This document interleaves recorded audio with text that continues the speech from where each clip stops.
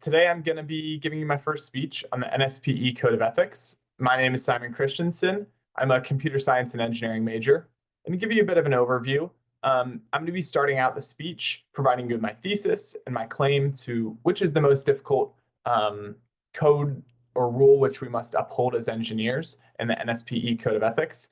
And then I'm going to be providing you with some reasons I believe that and two specific examples of instances which it's difficult.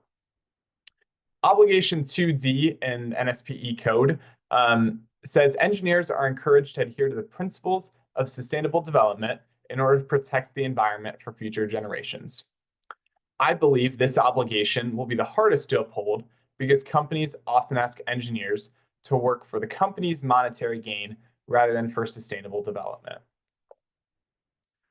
Earlier on in the code, we see that in rule of practice number 4 that engineers should follow through with what their employers to tell them to do. And this seems pretty obvious because people want to keep their jobs and they don't want to be fired. And it just kind of makes moral sense, right? We should follow with what our boss tells us to do in order so that we can continue with the company and ultimately work for the company's success. But this can often lead to conflict because what happens if your company doesn't want to adhere to sustainable development? They don't want to support environmental issues. Now, this seems kind of bizarre because most people would want to do that. It's better for everybody else, better for the environment. It just makes logical sense. But that's because companies often have an opportunity cost. They've got to make a compromise when it comes to supporting sustainable development. One easy example is that recycling costs money. It's not as cheap as just throwing things in the dump or in the landfill or just regular trash. Other things could be labor. Oftentimes, if you want to purchase environment-friendly materials, they're more expensive because the labor and work that was put in the back end is more expensive to guarantee that it was environmentally friendly. So companies have to create a compromise.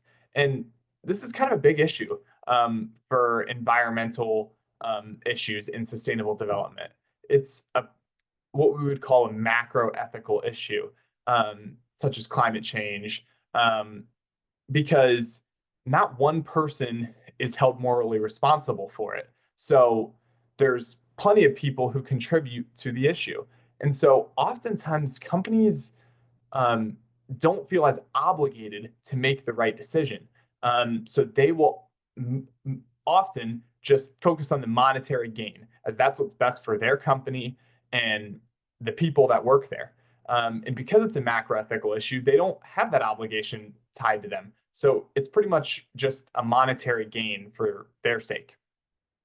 So to provide you with some examples of this and why engineers are often forced to not adhere to sustainable development, let's go back to a case which we've already seen, the Volkswagen emissions test.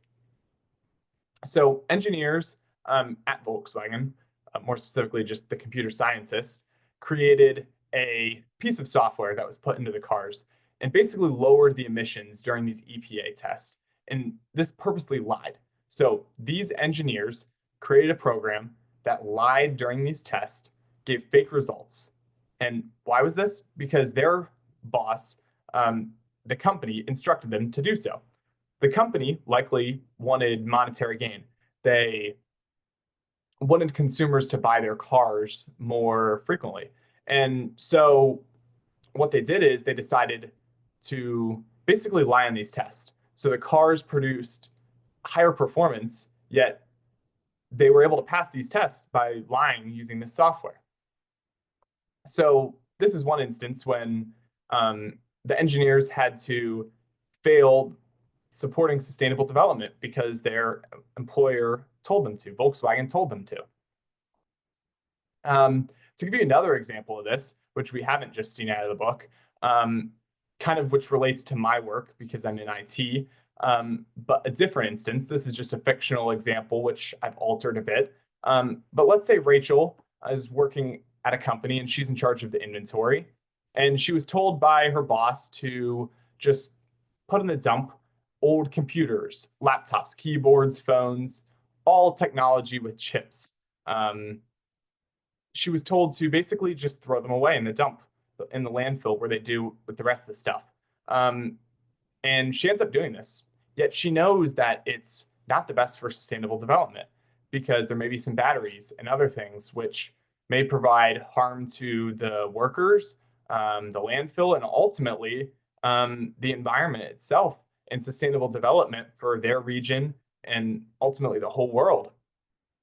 But she ends up just putting the stuff in the dump as she was instructed. She followed the earlier NSPE code, but she was unable to follow this. So she basically had to not adhere to one of these codes. She had to compromise. Um, and so she does this, but there were serious issues.